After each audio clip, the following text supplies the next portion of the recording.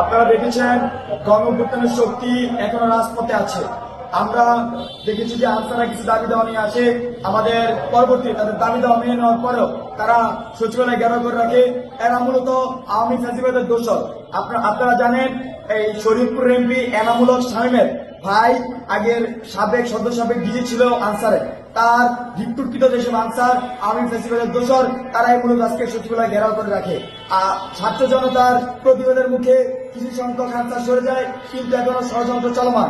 আমরা সারা দেশের ছাত্র জনতাকে আহ্বান জানাই, আপনারা সতর্ক থাকুন, সকল ধরনের ষড়যন্ত্র রুখে দিন এবং খুব ভালোভাবে আওয়ামী ফ্যাসিবাদের দোষরদের জানিয়ে দিতে চাই গণঅভ্যুত্থানের শক্তি এখনো রাজপথে আছে।